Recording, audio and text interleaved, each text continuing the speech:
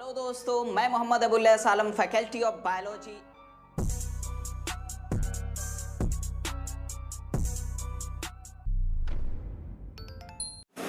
Good morning everyone, कैसे हैं आप सब। आइए, इससे पहले 2 लेक्चर हम ले चुके हैं। उस 2 लेक्चर में हमने लाइफ प्रोसेस के बहुत सारे पार्ट को डिस्कस कर चुके हैं। बल्कि इससे पहले वाला जो लेक्चर था उसमें हम न्यूट्रिशन इन अमीबा अच्छी तरीके से पढ़ लिया था। अब जा कर के हमने उसमें ये भी स्टार्ट कर दिया था nutrition in human beings, right. तो आइए देखते हैं कि हम लोग न्यूट्रिशन इन ह्यूमन बींग्स में क्या क्या पढ़ लिया था। फिर हम लोग आगे ह्यूमन बींग के डाइजेस्टिव सिस्टम को विद देयर फंक्शंस बहुत अच्छी तरीके से डिस्कस करेंगे। ओके, तो आइए, हम लोगों ने पिछले क्लास में क्या देखा था। Nutrition in human being, nutrition in human being, human being में क्या क्या देखा था हमने आपको बोला था कि ह्यूमन बींग जो होता है वो कम्प्लेक्स एनिमल है, because they have complex digestive system. Okay, इसीलिए हमने क्या बोला था कि ह्यूमन बींग को हमने क्या बोला था, कम्प्लेक्स एनिमल। क्या बोला था, कम्प्लेक्स एनिमल। क्यों भाई, क्योंकि इसके पास कम्प्लेक्स या फिर वेल डेवलप्ड डाइजेस्टिव सिस्टम है। इसके पास वेल डेवलप्ड डाइजेस्टिव सिस्टम है, इसीलिए हमने इसको क्या बोला था, कम्प्लेक्स एनिमल। तो हम लोगों के पास वेल डेवलप्ड डाइजेस्टिव सिस्टम है। हर एक पार्ट्स हमारे पास, हमारे डाइजेस्टिव सिस्टम के पार्ट, हर एक पार्ट का अलग अलग फंक्शन। जैसे हमने क्या देखा था कि ह्यूमन डाइजेस्टिव सिस्टम की अगर हम बात करें, ह्यूमन डाइजेस्टिव सिस्टम हमने पिछले क्लास में जो देखा वही को हम एक बार देख रहे हैं जल्दी से 2 मिनट में। हमने क्या बोला था कि human digestive system are included alimentary canal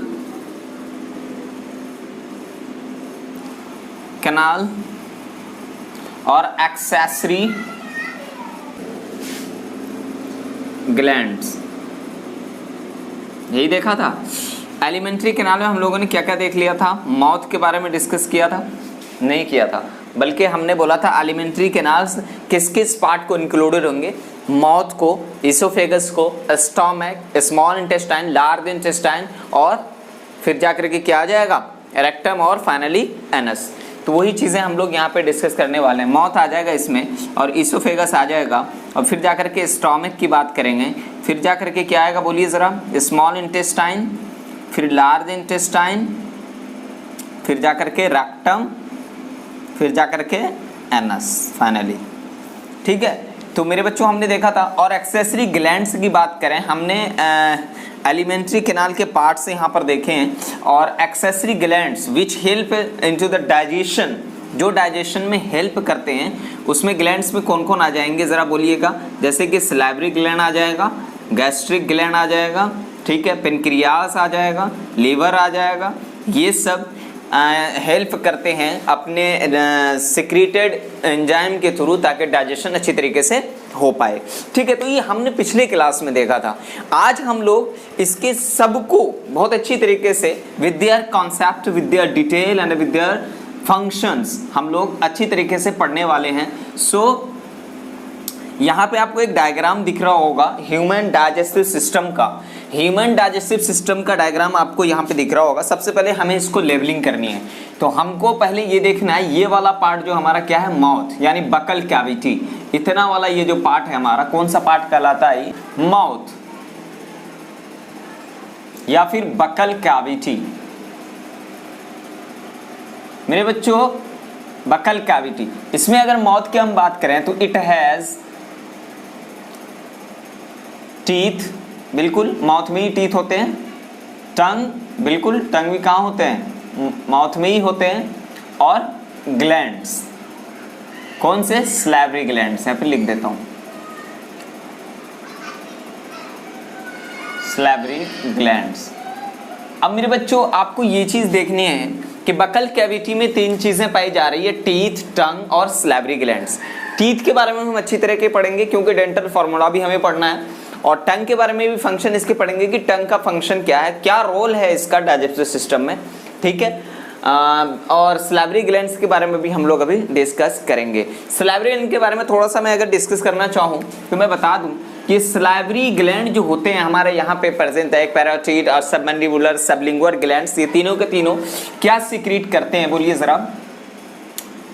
ये सीक्रेट करते हैं सलाइवरी अमाइलेज एंजाइम। कौन सा? Salivary amylase enzyme.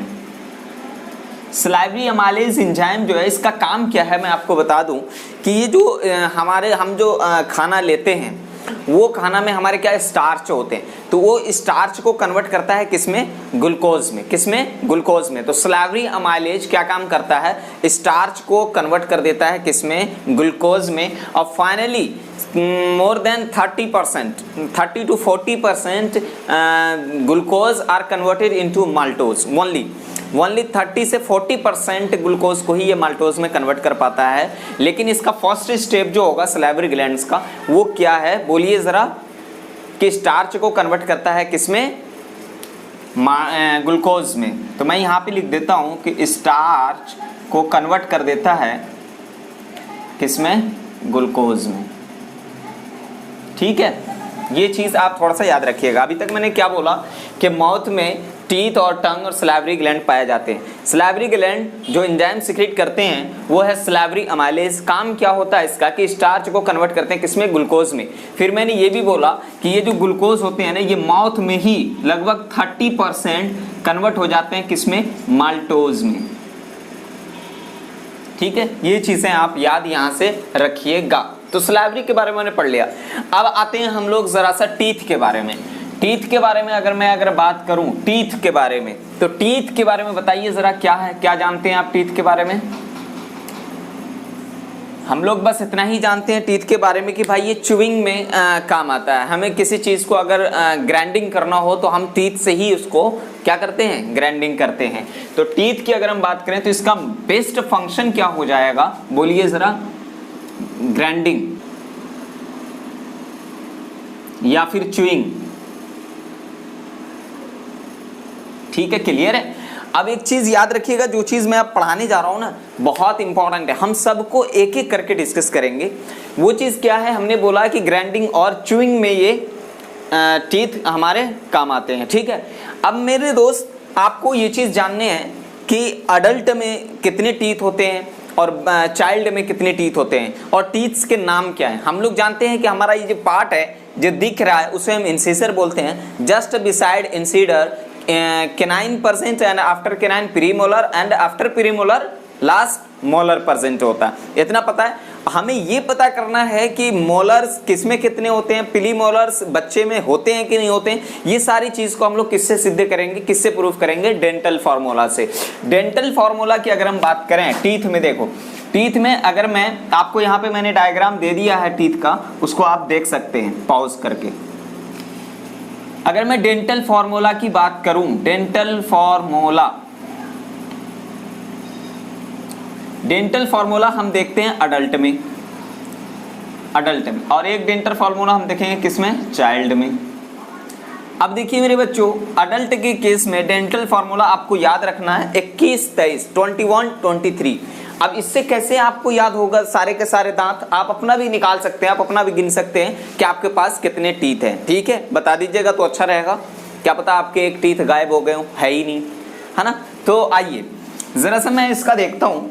तो डेंटल फार्मूला होता है 21, 23, 33 नहीं भाई, बहुत सारा हो जाएगा। 21, 23 ऊपर वाले जबड़े में और 21, 23 नीचे वाले जबड़े में।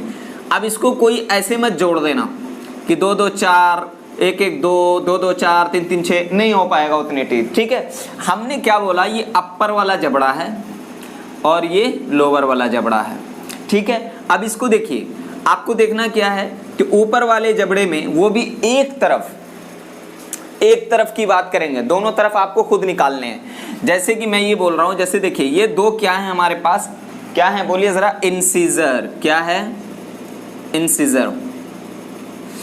अब ये जो एक हैं वो क्या है हमारे पास बोलिए जरा? कैनाइन। अब ये जो दो हैं, नंबर ऑफ 2, ये क्या हमारे पास? प्रीमोलर। ये 3 जो हैं वो क्या है हमारे पास? मोलर। अब मेरे बच्चों इसको निकालना कैसे है? अब मैं दिखा रहा हूं आपको। देखिए कि मैंने क्या बोला कि इंसिजर कितने हैं? 2। अब देखिए यहाँ पे इंसीजर 2 हैं, 2 इधर 2 इधर, कितने हो गए 4, 4 हुए 2। अब बीच से इसको कट करेंगे आप, तो 2 इंसीजर इधर, ऊपर वाली जबड़ी की बात कर रहे हैं अभी, 2 इंसीजर ऊपर, 2 इंसीजर इस तरफ ऊपर, कितने हो गए 4, 2 इंसीजर नीचे, 2 इंसीजर इधर, 2 इंसीजर इधर, कितने हो गए 8। तो टोटल इंसीजर कितने हो गए मेरे बच्चों, बोलिए जरा 8। अब अगर कैनाइन की बात करें तो इंसीजर के जस्ट बाजू में, इंसीजर के जस्ट बाजू में क्या है, कैनाइन, इधर भी एक क्या है कैनाइन, तो ऊपर में 2 कैनाइन हो गया, 2 नीचे कैनाइन, तो कितने 2 दूनी 4, कैनाइन टोटल कितने हो गए बोलिए जरा 4। अब अगर मैं प्रीमोलर की बात करूं, जस्ट आफ्टर कैनाइन आपको इधर 2 दिख रहे होंगे, 2 प्रीमोलर, 2 प्रीमोलर इधर, 2 प्रीमोलर इधर, कितने हो गए 4, 2 प्रीमोलर इधर, 2 प्रीमोलर इधर, कितने हो गए 8। तो टोटल प्रीमोलर कितने होते हैं मेरे बच्चों 8। अब अगर मोलर की बात करें तो 3 मोलर यहाँ, 3 मोलर यहाँ, 3 मोलर यहाँ, 3 मोलर यहाँ, कितने हो गए जरा बोलिएगा, जरा बोलिए 3 3 6, 3 9 3 12, ठीक है, कितने 12 मोलर हो गए। अब मेरे बच्चों आप जोड़ के देखिए जरा सबको, कितने हो जाते हैं जरा देखिए जरा, 8 + 4 + 8 + 12 जोड़िए जरा, 32 हो गए, हुए कि नहीं हुए। तो एक अडल्ट में 32 टीथ प्रेजेंट होते हैं। याद रखिएगा इंसीजर जस्ट फ्रंट में होता है, जस्ट आफ्टर इंसीजर कैनाइन पाया जाता है, नंबर 1 होते हैं कैनाइन के, एक इधर एक इधर, एक नीचे इधर, ठीक है। अब इंसीजर कैनाइन के बाद प्रीमोलर्स प्रेजेंट होते हैं जिसके नंबर 2 होते हैं, ठीक है, 2 इधर 2 इधर 2 इधर 2 इधर, ठीक है। उसके बाद मॉलर होते हैं 3 इधर 3 इधर 3 इधर 3 इधर, क्लियर है। आप जोड़ेंगे टोटल 32 टीथ हैं। आपके कितने हैं मुझे नहीं पता, पता हो तो आप बता दीजिएगा, अच्छा रहेगा, ठीक है। तो कभी कभी लड़ाई में क्या जाता है, एक घुसे में 32 तोड़ देंगे, तो समझ में आए बात। तो कितने होते हैं टीथ 32, क्लियर है मेरे बच्चों। अब चाइल्ड की बात करें मेरे बच्चों, क्वेश्चन यहां से आते हैं, चाइल्ड के बारे में ज्यादा पॉसिबिलिटी होती है। आपको याद क्या रखना है मेरे बच्चों, ये चीज बहुत इंपॉर्टेंट है, डेंटल फार्मूला। देखो फार्मूला याद रहता है, सब याद हो जाते हैं। 21 23 21 23 मतलब 21 23 ऊपर वाले जबड़े का फार्मूला और फिर 21 23 नीचे वाले जबड़े का फार्मूला। और जब दोनों जबड़े का फार्मूला मिल गया तो ये एक तरफ और ये फिर एक तरफ, ये फिर एक तरफ, ये फिर एक तरफ, क्लियर है, बस क्लियर है सब। इसको प्लस माइनस मत कीजिएगा, कहीं इसमें जोड़ घटा करने लग जाए। आइए चाइल्ड की बात करें, चाइल्ड में होता है 2102, 2002 तो चला गया, अब 2102 आने वाला है कुछ दिन बाद, तो 2102 याद रखिएगा। 2102 की हम बात करें, ये वाला भी सेम कैसे, ये वाला अपर जबड़ा है और ये वाला लोअर जॉ है, तो अपर जॉ और लोअर जॉ, समझ में आई बात। अब देखिए बच्चे की हम बात कर रहे हैं, चाइल्ड की बात कर रहे हैं, तो मेरे बच्चों इसमें बच्चे में भी इंसीजर कितने होते हैं, कितने होते हैं बोलिए जरा 2। तो इसमें भी देखिए 2 इंसीजर बच्चे में भी इधर, 2 इंसीजर इधर, कितने हो गए 4, फिर 2 इंसीजर इधर, 2 इंसीजर इधर, कितने हो गए 8। तो बच्चे में भी इंसीजर कितने 8, तो बच्चा आपसे कम नहीं है, किसके मामले में, इंसीजर के मामले में, ठीक है। अब आइए हम लोग देखते हैं कैनाइन के मामले में। कैनाइन मेरे बच्चों कितने हैं, थोड़ा डिनोट तो कर दूं ताकि आपको पता चलता रहे। इसको मैं डिनोट कर रहा हूं आई से, मतलब इंसीजर कितने हैं बोलिए जरा 8। इसको मैं डिनोट कर दूं सी से, ये कितने हैं बोलिए जरा। अब देखिए एक कैनाइन इधर, एक कैनाइन इधर, एक कैनाइन इधर, एक कैनाइन इधर, बच्चे में भी कितने हो गए कैनाइन टोटल 4। अब मेरे बच्चों प्रीमोलर जो आपके में कितने 2 इधर 2 इधर 2 इधर 2 इधर परसेंट था, मतलब 8 प्रीमोलर था, वो बच्चे में है ही नहीं। तो बोलिए जरा बच्चा प्रीमोलर में क्या हो गया हमारे सामने 0, तो इसीलिए बच्चे को कह दो बाप बाप होता है, बेटा बेटा होता है, ठीक है। तो प्रीमोलर कितने हो गए अब बच्चे के पास 0, ठीक है। अब आ जाते हैं हम लोग देखते हैं कौन सा केस, मोलर। मोलर की बात करें हमारे में कितने थे 3, 3 इधर 3 इधर, 3 नीचे वाले इधर जौ में, 3 इधर ये वाले जौ में, तो टोटल हमारे पास 12 थे। क्या क्या 12 थे हमारे पास मोलर। लेकिन बच्चे में कितने हैं 2 इधर 2 इधर, फिर 2 इधर 2 इधर, कितने हो गए बोलिए जरा 8 हो गए। अब मेरे बच्चों इसको जोड़ के देखिए, बच्चे में मेरे हिसाब से 20 टीथ आएंगे और बच्चे के भी कितने 20 टीथ होते हैं, जो कि आपके एनसीईआरटी में दिया हुआ है। ठीक है, तो 8 + 4 कितने हो गए 12 + 0 12 + 8 कितने हो गए 12/8 20। तो बच्चे में कितने टीथ होते हैं 20, कितने 20, और एक अडल्ट में कितने होते हैं 32। ठीक है, तो बच्चे को आप क्या बोलना है, एक मारूंगा तेरे 20 तोड़ दूंगा। ठीक है, तो समझ में आई बात। तो डेंटल फॉर्मूला आपको याद रखना है। टीथ के बारे में हमने डिस्कस कर लिया, काम क्या है मेरे बच्चों, ग्राइंडिंग का और च्यूइंग का। डेंटल फॉर्मूला से हमें याद रखना, अडल्ट का डेंटल फॉर्मूला 21-23 है और चाइल्ड का 21-02। ठीक है, अब ये ऊपर नीचे मैंने डिवाइड नहीं किया है, ये अपर जबड़ा और लोअर जबड़ा। ठीक है, अपर जॉ लोअर जॉ यहाँ पर मैंने इस तरीके से दिखाया है। तो मेरे बच्चों टीथ की कहानी भी हमारे पास खत्म होती है अभी फिलहाल। ठीक है, अब जो हम देखने वाले हैं नेक्स्ट, वो हम देखेंगे टंग के बारे में। किसके बारे में देखेंगे, टंग के बारे में। टंग जो होता है मेरे बच्चों वो क्या काम में आता है, जरा बोलिएगा, दिल से बोलिए। आपकी जुबान क्या काम में आती है, गालियां बकने में, है ना। नहीं, देखा जाए तो किस काम में आते हैं कि फूड को रोलिंग करने में। इस जबड़े में आपको दर्द है, इस जॉ में, आपको फौरन फूड वो जॉ में लेके चले जाते हैं। किसकी हेल्प से, किसकी हेल्प से, बोलिए जरा, टंग की हेल्प से।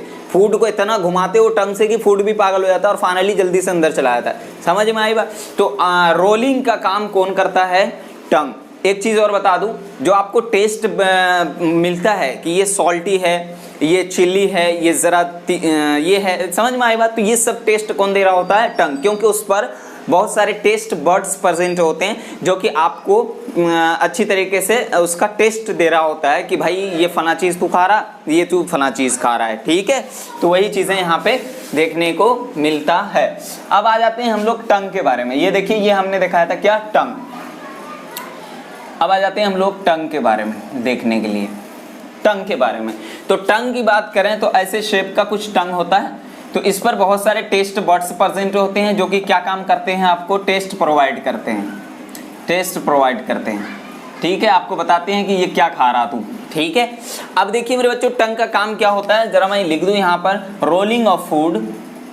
मैं लिख देता हूँ कि रोलिंग ऑफ फूड। ठीक है, और गिविंग द टेस्ट। ठीक है, क्या देते हैं, टेस्ट भी देते हैं। तो अब ये टंग के बारे में भी हमें अभी फिलहाल इतना ही देखना था। एक चीज और देखना था टंग के बारे में, कि जो आप खाना को टीथ से ग्राइंड कर चुके हो, च्यूइंग कर चुके हो, चबा चुके हो, ठीक है, नरम बना चुके हो, तो उसको जो हमारा फूड पाइप में भेजने का काम करता है वो टंग ही करता है। तो ये टंग का जो इधर का मसल है वो थोड़ा सा ऊपर जाकर टाइट होता है और फिर फूड खट से अंदर चला जाता है। तो मैं यहाँ पे एक चीज और लिख लूँ, रोलिंग ऑफ फूड, और दूसरा पॉइंट लिख लीजिएगा, swallowing या फिर पुशिंग ऑफ फूड। तो फूड को पीछे भेजने का काम कौन करता है, और या स्वेलिंग करने का काम कौन करता है, टंग। तो आइए मेरे बच्चों, अब मैंने क्या देखा, अभी टंग देखा। टंग के बारे में आपको मैंने बताया इसका काम क्या है, फंक्शन टंग की मतलब रोलिंग ऑफ फूड और टेस्ट प्रोवाइड करता है, क्योंकि इसमें टेस्ट बर्ड्स प्रेजेंट होते हैं। और दूसरा फंक्शन मैंने क्या बताया कि स्वेलिंग में, जो हम स्वेलिंग करते हैं उसमें क्या होता है, स्वेलिंग लिख दिया मैंने यार,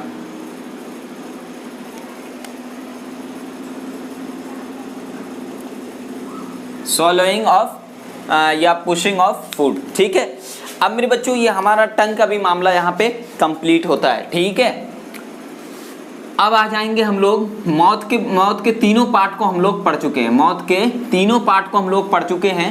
कौन कौन सा बोलिए जरा, हम लोग टीथ को भी पढ़ चुके हैं, टंग को भी पढ़ चुके हैं, और सलाइवरी ग्लैंड के बारे में भी हम लोग पढ़ चुके हैं कि ये सलाइवरी ग्लैंड्स क्या सिक्रीट करते हैं, salivary amylase, which helps through the conversion of starch into glucose, and in finally more than 30% से glucose also converted into maltose। ठीक है, अब हम आ जाते हैं ओएसोफेगस में। मैं आपको एक चीज बता दूं मेरे बच्चों कि जैसे ओइसोफेगस की बात करें तो ओइसोफेगस वाला जो ये वाला दो पाइप होते हैं हमारे पास, ठीक है, ये ओइसोफेगस और ये विंड पाइप, जिसको जहां से जैसे मुंह से भी हम सांस लेते हैं, कभी कभी आपका कोई नाक बंद कर देता है तो आप मुंह से सांस लेना शुरू कर देते हैं, मतलब कि जो हमारा विंड पाइप है वो क्या होता है, फ्रंट की तरफ होता है, और जस्ट बिहाइंड विंड पाइप क्या प्रेजेंट होता है, फूड पाइप। तो ये हमारा क्या है, फूड पाइप। क्या है ये, फूड पाइप। और ये क्या हमारा, विंड पाइप। अब एक चीज देखिए मेरे बच्चों कि सर जब खाना हम इधर से ले रहे होंगे, ये हमारा टंग है, टंग हमारे खाना को जब भेज रहा होगा तो क्या पॉसिबिलिटी नहीं है कि खाना इसमें आ जाए। तो मेरे बच्चों यहाँ पर विंड पाइप के ऊपर पे एक स्ट्रक्चर, सिक्का लाइक स्ट्रक्चर यहाँ पे प्रेजेंट होता है, जिसको हम लोग बोलते हैं क्या, एपिग्लॉटिस। क्या बोलते हैं, एपिग्लॉटिस। एपिग्लॉटिस का काम क्या होता है मेरे बच्चों कि जैसे आप खाना ले रहे होते हो तो एपिग्लॉटिस ऐसे उसको विंड पाइप को बंद कर देता है, और लेकिन जब आप खाने के वक्त बहुत ज़्यादा भड़बड़ भड़बड़ भड़बड़ कर रहे हो, बातें कर रहे होते हो, तो उसी वक्त जो होता है जब आप बोलते हो कि कोई तस्करा किया होगा या फिर आप बहुत ज़्यादा परेशान हो जाते हो, है ना, खांसते खांसते, तो उस वक्त क्या होता है कि विंड पाइप में क्या होता है, खाना चला जाता है, कोई एक दो चावल का पीस चला जाता है, जिसकी वजह से आप इस तरीके से खांसने लग जाते हो। इसीलिए खाने के वक्त बात नहीं करनी चाहिए, क्योंकि कुदरत का नज़ारा बहुत खतरनाक है।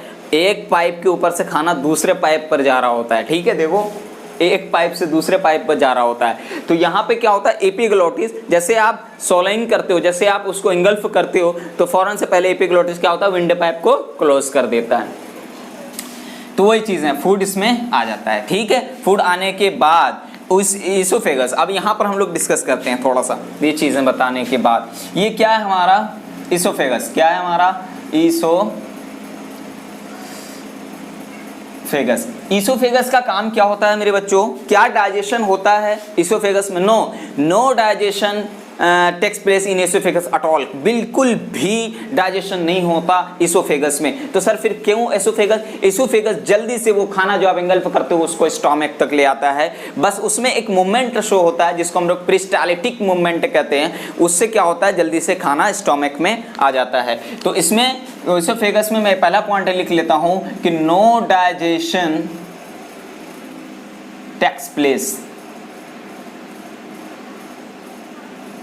ठीक है, कोई भी डाइजेशन टेक्स प्लेस नहीं होता, ठीक है, होता ही नहीं है। एसोफेगस की बात करें, it shows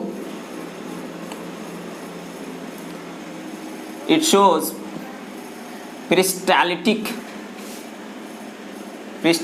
movement. Peristaltic movement ऐसे ऐसे मूवमेंट करके खाना हमारे उसके थ्रू फूड पाइप के थ्रू कहाँ, स्टोमक में आ जाते हैं।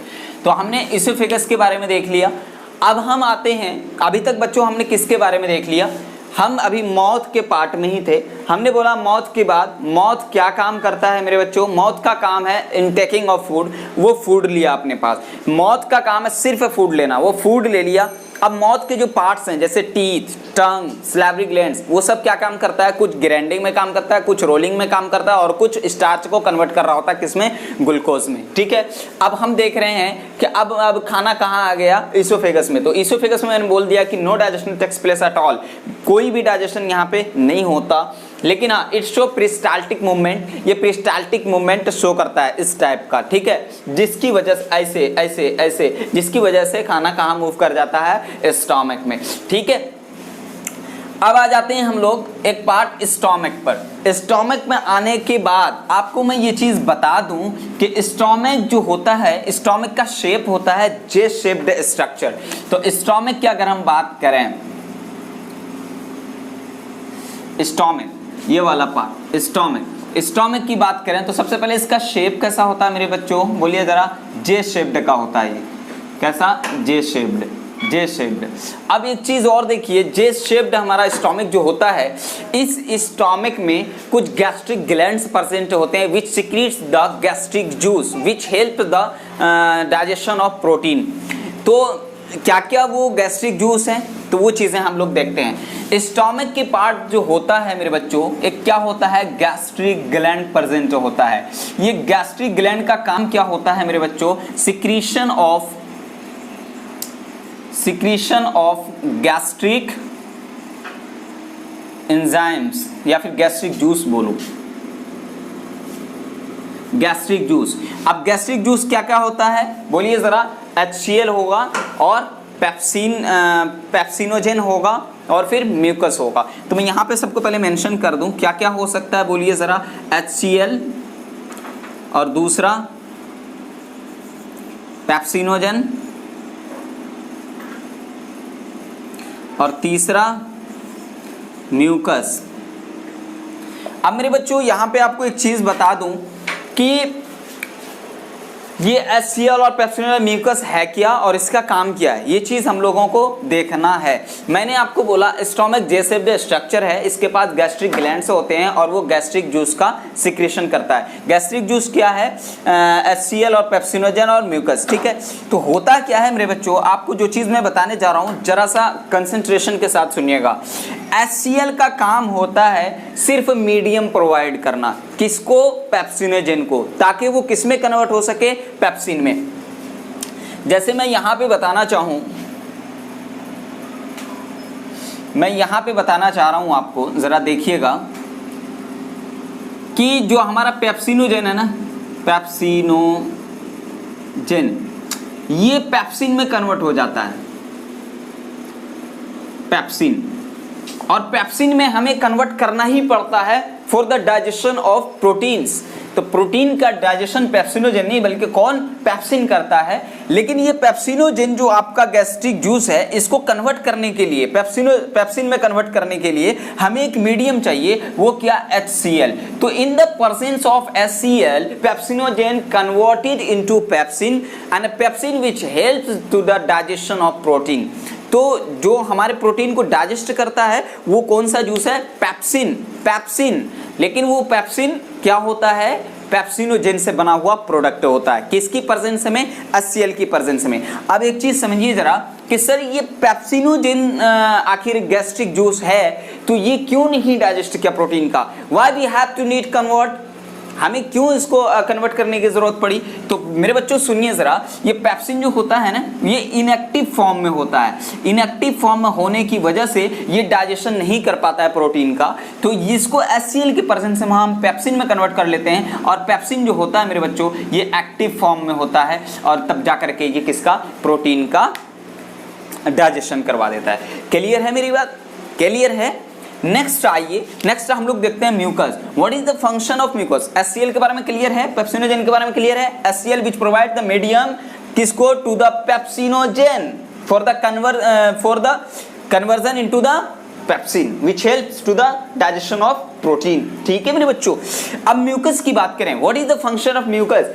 म्यूकस क्या काम करता है, जो हमारा स्टोमक का इंटरनल वॉल है उसको क्या, प्रोटेक्शन प्रोवाइड करता है, बस protects the inner wall of stomach. तो म्यूकस क्या काम करता है मेरे बच्चों, protects the inner wall of stomach. तो इनर वॉल ऑफ स्टमक को प्रोटेक्शन कौन प्रोवाइड करता है, म्यूकस। समझ में आई बात। अब आइए अभी देखते हैं हमने क्या देखा। हमने स्टोमक की बात की, स्टोमक जे शेप्ड स्ट्रक्चर होता है, ये गैस्ट्रिक ग्लैंड इसके पास होते हैं जो गैस्ट्रिक जूस सिक्रीट करते हैं। गैस्ट्रिक जूस क्या क्या, HCl, पेप्सिनोजेन और म्यूकस। तो मैंने बोला मेरे बच्चों HCl मीडियम प्रोवाइड करता है किसको, पेप्सिनोजेन को, ताकि ये पेप्सिनोजेन किस में कन्वर्ट हो सके, पेप्सिन में। और पेप्सिन में जब कन्वर्ट हो जाता है तो ये पेप्सिनोजेन एक्टिव फॉर्म में आ जाता है, मतलब पेप्सिन में। अब जाकर के ये पेप्सिन किस में, तो ये पेप्सिन क्या काम करेगा मेरे बच्चों, मैं यहाँ पे लिख देता हूँ, which helps in the digestion of protein। तो digestion of protein start from stomach. तो पेप्सिन रहेगा तभी जाकर के प्रोटीन का डाइजेशन होगा। तो पेप्सिन बहुत जरूरी है डाइजेशन किसके लिए, प्रोटीन के डाइजेशन के लिए। तो ये क्वेश्चन आ सकता है कि protein digestion start from stomach, starch digestion start from mouth. ठीक है, ये सारी चीजें आप याद रखिएगा, वो सारी चीजें हम लास्ट में बताएंगे भी। ठीक है, तो ये चीजें आपको समझ में आई। अब हम लोग आ जाते हैं जरा स्टोमक के बाद आ जाते हैं जरा किस पे, स्मॉल इंटेस्टाइन, लार्ज इंटेस्टाइन। उससे पहले आ जाते हैं हम लोग पेनक्रियाज पर। पेनक्रियाज के बारे में हम लोग देख लेते हैं, क्योंकि पेनक्रियाज अभी तो मैं इसे ही मिटा देता, समझाना तो इसी से है। चलिए कोई बात नहीं, ये नोट डाउन कर लिया आपने, बिल्कुल जल्दी से नोट डाउन कर लीजिए। स्टोमक जे शेप का होता है, इसके पास गैस्ट्रिक ग्लैंड होते हैं जो गैस्ट्रिक जूस सिक्रीट करता है। गैस्ट्रिक जूस क्या क्या है? HCl, पेप्सिनोजन और म्यूकस। पेप्सिनोजन डायरेक्ट काम नहीं करता, इसको कन्वर्ट करना पड़ता है किसके? एक्टिव फॉर्म पेप्सिन में। किसकी प्रेजेंस में? HCl की प्रेजेंस में। म्यूकस क्या काम करता है? Protects the inner wall of stomach. Clear है? अब मेरे बच्चों आ जाइए, अब हम लोग देखते हैं पेनक्रियाज। क्या देखेंगे अब हम लोग?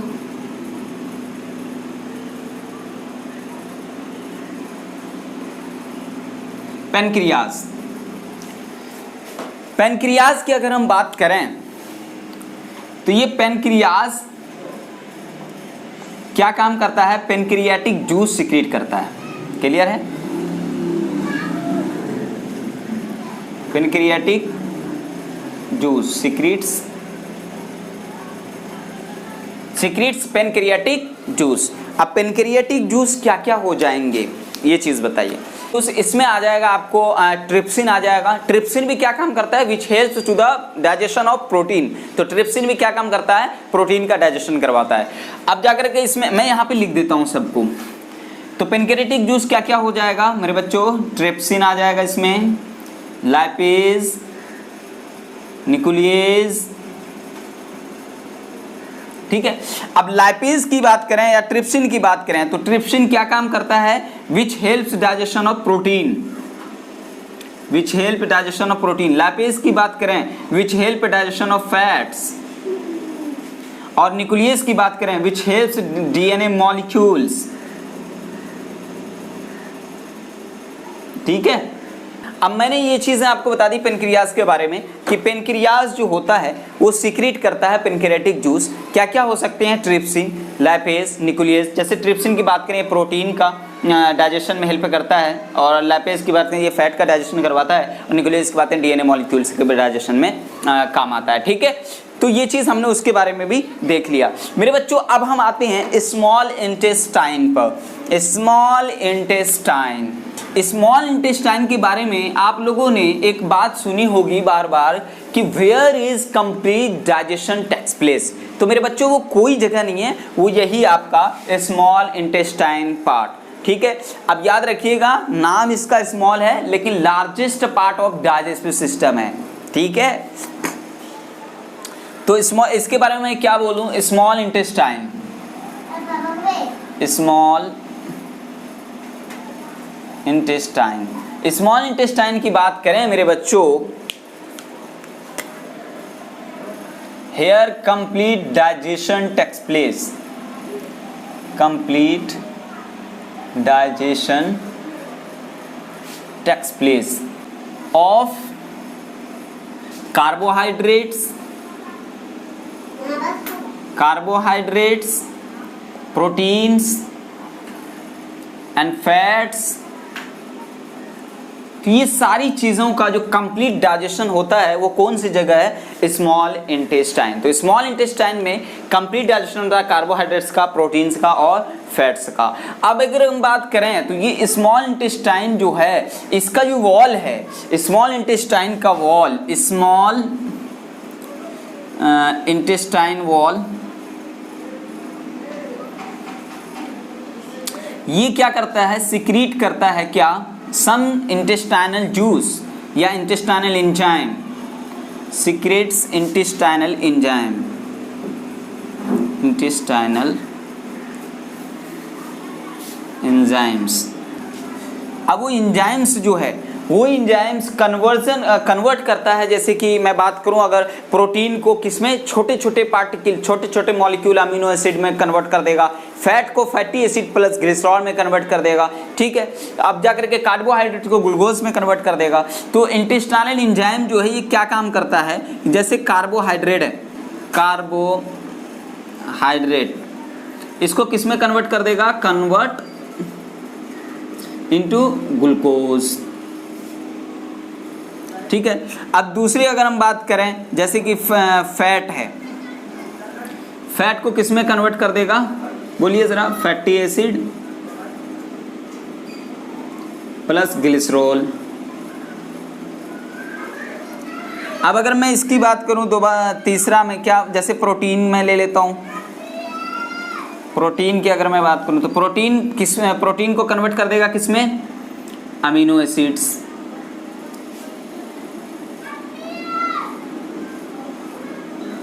अमीनो एसिड्स में, ठीक है मेरे बच्चों। तो मैंने क्या बोला अभी स्मॉल इंटेस्टाइन के बारे में कि स्मॉल इंटेस्टाइन एक ऐसा पार्ट है जहां पर complete digestion of carbohydrates, proteins and fats होता है, ठीक है, complete digestion takes place here. और हमने बात की फिर स्मॉल इंटेस्टाइन वॉल की। Small intestine wall secretes intestinal enzymes. ये इंटेस्टाइनल एंजाइम्स क्या काम करता है कि जो बड़े बड़े सबस्टांसेस हैं, जो बड़े बड़े मॉलिक्यूल्स हैं, उसको कन्वर्ट करता है किसमें, सिंपल और छोटे छोटे मॉलिक्यूल्स में। जैसे कार्बोहाइड्रेट्स की बात करें उसको कन्वर्ट कर दिया ग्लूकोज में, फैट की बात करें उसको कन्वर्ट कर दिया किसमें, फैटी एसिड ग्लिसरॉल में, और प्रोटीन की बात करें उसको कन्वर्ट कर दिया किसमें, अमीनो एसिड में। तो ये था हमारे स्मॉल इंटेस्टाइन के बारे में। अब हम लोग देखते हैं लार्ज इंटेस्टाइन के बारे में।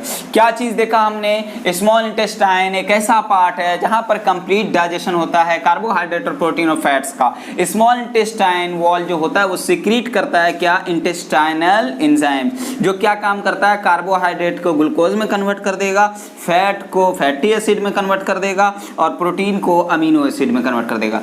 क्लियर है मेरे बच्चों। अब हम लोग देखेंगे क्या, लार्ज इंटेस्टाइन। ये लार्ज इंटेस्टाइन है, ठीक है, ये जो हमारा वाला पार्ट है, ये वाला कौन सा पार्ट है, लार्ज इंटेस्टाइन। ये हमारा जो था ये सांप की तरह, ये क्या था हमारा, स्मॉल इंटेस्टाइन, ठीक है। तो लार्ज इंटेस्टाइन को, ये क्या है मेरे बच्चों, ये जो हमारा ये वाला पार्ट है लार्ज इंटेस्टाइन है, और ये जो हमारा पार्ट है ये क्या है, रेक्टम, और ये हमारा क्या है, एनस, ठीक है। अब मेरे बच्चों हम लोग देखते हैं लार्ज इंटेस्टाइन के बारे में। लार्ज इंटेस्टाइन, ये लार्ज इंटेस्टाइन जो है मेरे बच्चों, एक्सेस या अब्जॉर्ब एक्सेस ऑफ वाटर, तो वाटर का ज्यादा अमाउंट अब्जॉर्ब कहाँ होता है, हेयर। तो मैं यहाँ पे लिख देता हूं कि अब्जॉर्ब एक्सेस ऑफ वाटर, ठीक है, पहला पॉइंट। दूसरा पॉइंट के बारे में हम बात करूं, एंड रेस्ट मटेरियल, जो हमारा रेस्ट मटेरियल इसमें बचा हुआ है वो रिमूव हो जाएगा from the body via anus. वो चीज मैं यहां पे लिख देता हूं कि rest material is removed from body via anus, ठीक है। तो हमने क्या बोला आपको कि rest material is removed from body via anus. मेरे बच्चों हमने टोटल पार्ट को लगभग डिस्कस कर लिया है। अब थोड़ा सा लीवर के बारे में हमें डिस्कस करना है, ठीक है। तो हमने क्या बोला, स्मॉल इंटेस्टाइन के बाद हमने लार्ज इंटेस्टाइन की बात की। Large intestine here absorb excess of water, clear है। नेक्स्ट हमने देखा कि rest material is removed from body via anus. अब ये जो पार्ट है हमारा बच्चों रेक्टम के बारे में थोड़ा सा मैं आपको बता दूं कि what is the function of rectum. मेरे बच्चों रेक्टम कुछ नहीं, एक प्लेस है जहां पर कि आपका जो वेस्ट मटेरियल है वो कुछ समय के लिए आके स्टे करता है, ठीक है। तो वहां पर जब स्टे करता है वो रेस्ट मटेरियल, तो आपको फीलिंग आती है फॉर गोइंग टू टॉयलेट, ठीक है। तब जाकर के आप क्या होता है, टॉयलेट जाते हो, फिर वहां पे पाक साफ हो गए, खाली करके आ जाते हो। तो रेक्टम क्या बात करेंगे, storing house for some time, storing house for some time for waste material,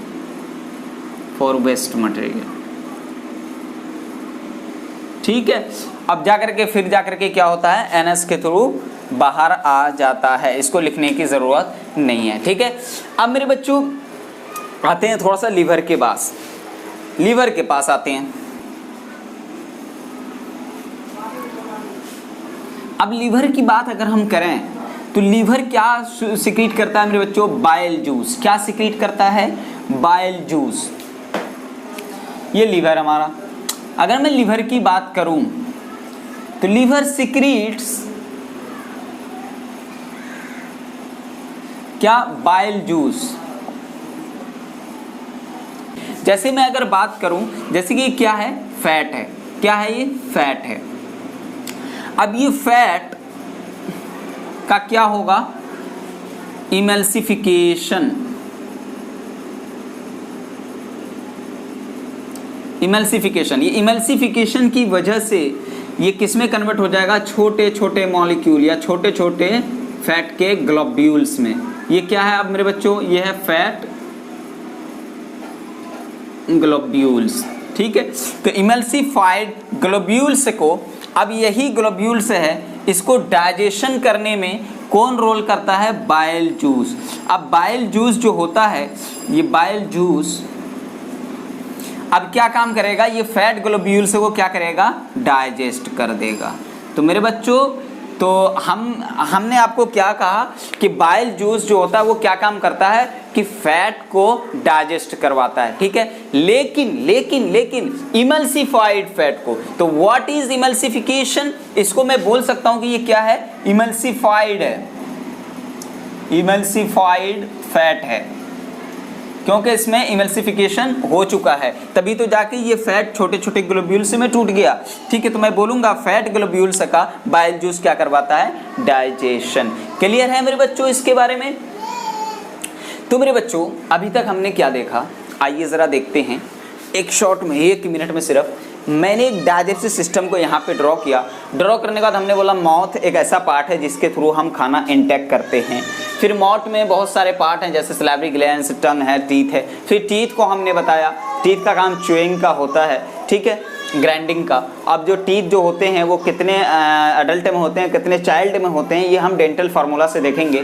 adult का डेंटल फार्मूला क्या होता है, बोलिए ज़रा, 21, 23, 21, 23। और जा कर के चाइल्ड का क्या होता है, ज़रा बोलिएगा, 2102। ठीक है, तो ये चीज़ आपको याद रखिएगा। 2102 अपर जॉ के लिए फार्मूला है और 2102 लोअर जॉ के लिए चाइल्ड में, और 2123 अपर जॉ के लिए और 2123 लोअर जॉ के लिए, किसमें, अडल्ट में। ठीक है, फिर मैंने क्या देखा, ओएसोफेगस वाले पार्ट में मैंने बताया कि 2 पाइप होते हैं, एक विंड पाइप, एक फूड पाइप। विंड पाइप होके फूड पाइप में खाना जाता है, विंड पाइप के ऊपर से। तो भाई विंड पाइप में नहीं जाता खाना, क्या नहीं जाता है, क्योंकि वहाँ पर एपिग्लोटिस प्रेजेंट होता है। जब खाना आप स्वॉलोइंग कर रहे होते हो तो उस वक्त वो कैसे होता है, ऐसे ढक्कन की तरह बंद कर देता है उसको। ठीक है, किसको, विंड पाइप को। ओएसोफेगस में डाइजेशन नहीं होता है, इसमें पेरिस्टाल्टिक मूवमेंट होता है, जिसकी वजह से खाना कहाँ, स्टोमक में जल्दी से आता है। स्टोमक को हम लोग बोलते हैं कि यहाँ पर जो होता है प्रोटीन का डाइजेशन स्टार्ट हो जाता है due to presence of pepsin which is the product of pepsinogen in the presence of HCl। ठीक है, पेप्सिनोजेन ही होता है, लेकिन पेप्सिनोजेन HCl के प्रेजेंस में पेप्सिन में कन्वर्ट हो जाता है, और वो पेप्सिन जो होता है वही किसका, प्रोटीन का डाइजेशन करवाता है। म्यूकस जो होता है वो म्यूकस स्टोमक के इनर वॉल को प्रोटेक्शन प्रोवाइड करता है। ठीक है, अब मेरे बच्चों मैंने फिर बोला पेनक्रियास के बारे में। पेनक्रियाटिक जूस सिक्रीट करता है, कौन कौन हो सकते हैं, ट्रिप्सिन हो सकता है, लैपेस और निकोलियस। ट्रिप्सिन क्या, प्रोटीन के डाइजेशन करवाता है, लैपेस फैट का, और निकोलियस डीएनए मॉलिक्यूल का। ठीक है, फिर मैंने बोला स्मॉल इंटेस्टाइन। स्मॉल इंटेस्टाइन की अगर हम बात करें तो स्मॉल इंटेस्टाइन एक ऐसा प्लेस है जहां पर सबसे ज्यादा, या फिर बोल सकते हैं कि कंप्लीट डाइजेशन होता है किसका, कार्बोहाइड्रेट्स, प्रोटीन एंड फैट्स का। ठीक है, फिर मैंने बोला कि स्मॉल इंटेस्टाइन का वॉल जो होता है, ये वॉल कुछ इंटेस्टाइनल एंजाइम से सिक्रीट करते हैं, जो क्या काम करता है डाइजेशन में, जैसे कि या फिर हम बोल सकते हैं conversion of complex molecule into simple molecules. ठीक है, कौन, इंटेस्टाइनल एंजाइम से हेल्प करता है। ठीक है, जैसे कि मैं बात की कार्बोहाइड्रेट्स को ग्लूकोज में कन्वर्ट कर देगा, समझ में आई बात, फैट को फैटी एसिड पर ग्लिसरॉल में, और प्रोटीन को अमीनो एसिड्स में कन्वर्ट कर देगा। बच्चों एक चीज़ मैं स्मॉल इंटेस्टाइन के बारे में अभी भूल रहा था, लेकिन अचानक मुझे याद आ गया। वो चीज़ मुझे बतानी है कि स्मॉल इंटेस्टाइन में विलाई प्रेजेंट होता है, finger like projection which absorb the digested food and provide to the blood, जो कि डाइजेस्टेड फूड को अब्जॉर्ब करता है और ब्लड को प्रोवाइड करता है। ठीक है, वो चीज़ मैं यहाँ पे अभी डिस्कस करने जा रहा हूँ स्मॉल इंटेस्टाइन के बारे में। मेरे बच्चों स्मॉल इंटेस्टाइन में क्या प्रेजेंट होता है, बोलिए जरा, हैज विलाई। विलाई है क्या, finger like projection, finger like projection, ऐसे फिंगर लाइक प्रोजेक्शन। ये विलाय का काम क्या होता है? Absorption of food, absorption of food to the blood. मेरे बच्चों मैं आपको ये चीज़ बता दूं, जैसे कि चलो भाई कंप्लीट डाइजेशन तो स्मॉल इंटेस्टाइन में हो गया, लेकिन हमारे हर एक पार्ट के सेल को वो डाइजेस्टेड फूड कैसे मिलेगा? हमारे हर एक सेल को न्यूट्रिशन चाहिए, तो कैसे मिलेगा? तो ये विलाय जो स्मॉल इंटेस्टाइन में प्रेजेंट होता है, ये फूड अब्सॉर्ब करता है और वो ब्लड में मिक्स कर देता है। अब जाके ब्लड हमारे बॉडी के हर पार्ट में न्यूट्रिशन पहुंचा देता है। क्लियर हुई ये बात? ये चीज़ मैं भूल रहा था, रिवीजन में याद आ गया। मैं बोला कि स्मॉल इंटेस्टाइन के पास विलाय प्रेजेंट होता है जो फिंगर लाइक प्रोजेक्शन है, जो कि absorption of food to the blood करता है। ठीक है, फिर मैं लार्ज इंटेस्टाइन की बात की। लार्ज इंटेस्टाइन में मैंने बोला कि ये एक्सेस ऑफ वाटर ऑब्जॉर्प्शन यहाँ पर होता है। फिर मैंने ये बोला लार्ज इंटेस्टाइन में कुछ रेस्ट मटेरियल्स रह जाते हैं जो कि बाहर हो जाते हैं, किसके थ्रू? एनएस के थ्रू। क्लियर है मेरे बच्चों? फिर मैंने आपको बोला रेक्टम के बारे में कि भाई तो थोड़ी देर के लिए यहाँ पर जो होता है वेस्ट मटेरियल जमा होता है, जिसकी वजह से आपको फीलिंग आती है किसकी? टॉयलेट जाने की। ठीक है, फिर आप चले जाते हो और जाके चलिए आगे। लीवर की अगर हम बात करें तो लीवर क्या होता है? ये बाइल जूस सिक्रीट करता है जो कि डाइजेशन में मदद करता है किसके? फैट के। लेकिन कौन सा फैट? Emulsified fat. जैसे कि फैट है उसमें इमल्सिफिकेशन होता है तो वो छोटे छोटे मॉलिक्यूल्स में यानी फैट ग्लोब्यूल्स में कन्वर्ट हो जाता है। अब ये इमल्सिफाइड फैट जो है इसका डाइजेशन कौन करवाएगा? Bile juice. क्लियर है मेरे बच्चों? तो मेरे बच्चों आज की क्लास में हमने कितनी चीज़ें देख ली? हमने पूरा human digestive systems and their functions सारी चीज़ को हम लोग डिस्कस कर चुके हैं। आई होप आपको यहाँ पे क्लियर समझ में आ गई होगी सारी की सारी चीज़ें। अगर कहीं पर भी कोई डाउट है तो बिला झिझक पूछिए। ठीक है, तो मेरे बच्चों आज की क्लास हम लोग यहीं पर कंप्लीट करते हैं। नेक्स्ट क्लास में हम लोग मिलेंगे एक नए टॉपिक के साथ। जब तक के लिए आप सेफ रहिए, पढ़ाई कीजिए, खुश रहिए।